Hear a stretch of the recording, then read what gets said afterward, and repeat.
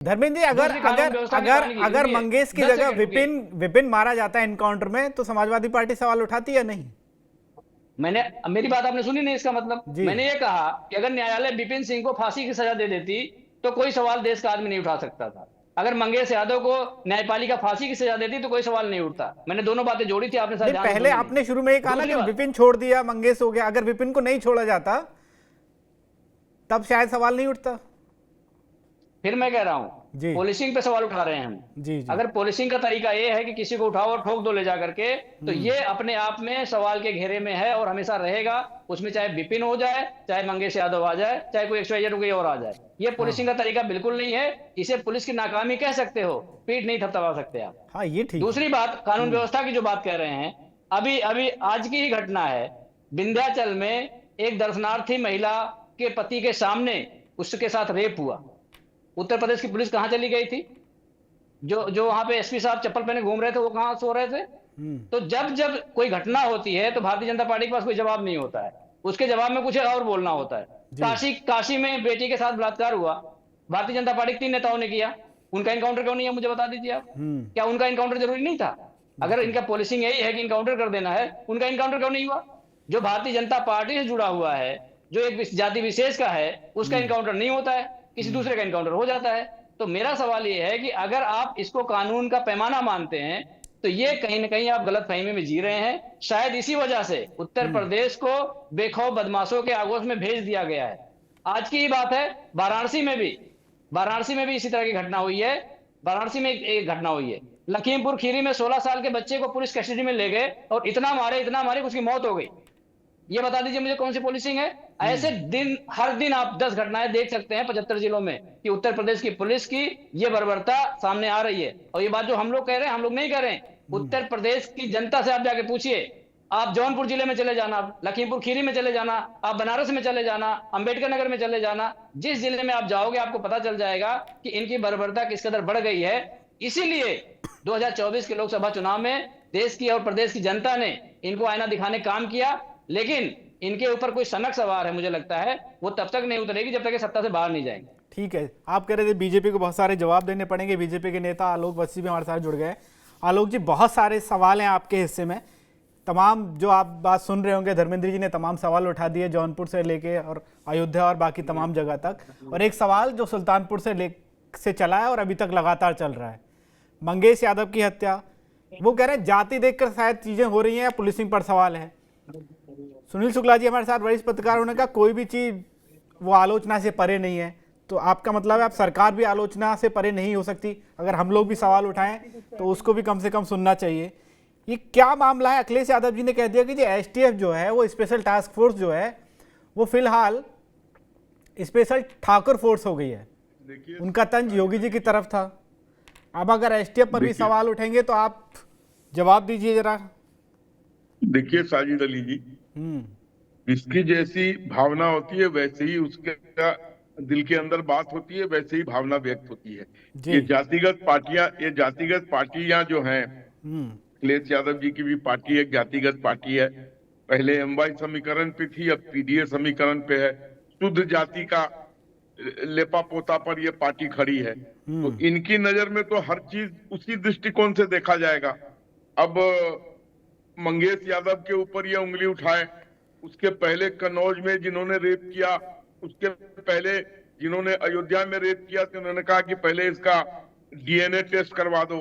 अब DNA test से भी प्रूव हो गया कि हाँ यही अपराधी, यही था आदमी जिसने बलात्कार किया, तो इनके मुंह सिल गए। अरे जिस तरीके से जात न पूछो साधु की, उसी तरीके से जात न पूछो क्रिमिनल की। Criminal is a criminal, immaterial of किस कास्ट, क्रीड एंड कलर। उसकी मनोवृत्ति जो होती है वो क्रिमिनल की होती है, तो वो तो किसी के साथ क्रिमिनलगिरी कर सकता है। तो इसमें जातिगत देखने का जो अखिलेश जी का नजरिया है, क्योंकि उनकी जातिगत पार्टी है, उनको उसी दृष्टिकोण से सब कुछ देखना है, उसी दृष्टिकोण से MLA MP जितवाने हैं, तो वो इन लोगों का सपोर्ट करेंगे।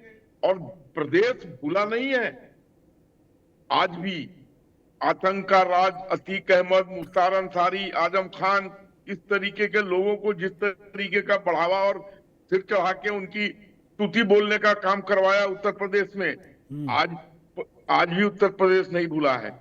योगी जी के राज में अमन चैन का माहौल है। पैंट गीले हो जाते हैं क्रिमिनल्स को उनका नाम आते ही, या तो वो पनाह मांगते हैं, भीख मांगते हैं कि माफ कर दो, और नहीं अगर वो हथियार के साथ काउंटर करने की कोशिश करते हैं तो यमराज को प्यारे हो जाते हैं। जब तक ये वही प्रदेश है, आज वहां पर प्रदेश में जिस तरीके की अमन चैन और शांति बहाल हुई है, इसके लिए तो कोटिस कोटिस धन्यवाद देना चाहिए इन लोगों को, योगी जी का। आज किस तरीके का खौफ है वहां के क्रिमिनल्स में, हिम्मत है कि कोई बहू बेटी पर उंगली उठा सके इस तरीके से। लेकिन फिर भी जो छिटपुट घटनाएं होती हैं, अधिकांश घटनाओं में समाजवादी पार्टी के लोगों का नाम आता है। और रही बात ये जाति गिनने लगे हैं कि 1000 क्रिमिनल मारे गए, तो इसमें कितने यादव थे, कितने ब्राह्मण थे, कितने मुसलमान थे, कितने, अरे क्रिमिनल की जात पूछी जाती है। जिस तरीके से साधु की जात नहीं पूछी जाती, उस तरीके से क्रिमिनल। और आप क्या चाहते हैं ये सब करके कि वहां के पुलिस का मोरल डाउन कर दें, उधर से गोली चल रही हो और इधर से ये जाल लेके उसको पकड़ने की कवायद करें। एक भेड़िया तो खा गया 50 आदमी को यूपी में, और आप कह रहे हैं कि उसको पकड़ो, उसको पकड़ लो, उसको ले जाकर ट्रायल कोर्ट में डाल दो, और उधर से वो काउंटर मारे जा रहा है। पुलिस की मोरल को मत डाउन कीजिए, पुलिस को अपना काम करने दीजिए। अगर उनसे कहीं कोई गलती और चूक हुई है तो उस पर आप उंगली उठा सकते हैं, लेकिन उनको अपना काम सच्चे दिल से और सही ढंग से करने दीजिए। उनकी पीठ थपथपाइए, अपनी जान जोखिम करके वो इन लोगों के साथ लोहा लेते हैं।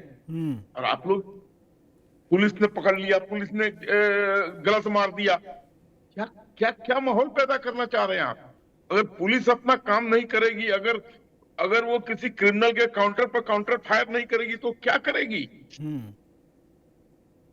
प्लीज राजनीति कीजिए, एमएलए एमपी जिताइए, सत्ता का सुख भोगिए, लेकिन इस तरीके की अनर्गल बातें, इस तरीके की घटिया बातें करके समाज का ताना बाना तोड़ने का काम मत कीजिए। ठीक है, बात सही कह रहे हैं द्विवेदी जी। जब जब जब 1998 में एसटीएफ का जब ये गठन किया गया होगा जिस उद्देश्य के साथ, एक तो मैं वो जानना चाह रहा हूँ कि वो कहाँ तक सफल होता दिखा आपको, या कहाँ तक सफल रही है अब तक जितने भी ऑपरेशन हुए हैं, जिस तरह की बात हम लोग करते रहे, ददुआ से लेकर आज तक जो भी चंबल के तमाम वो रहे होंगे उस वक्त के निर्भय से लेकर अब तक। और दूसरा मैं ये जानना चाह रहा हूँ कि क्या एसटीएफ में ऐसे ही किसी को रख लिया जाता है?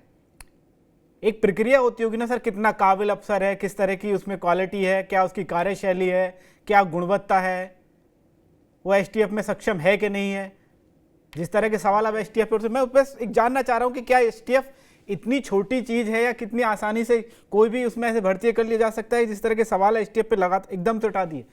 जहां तक मेरी जानकारी के हिसाब से उसको तमाम अवार्ड राष्ट्रपति तक से मिले हैं अपने तमाम ऑपरेशंस के लिए।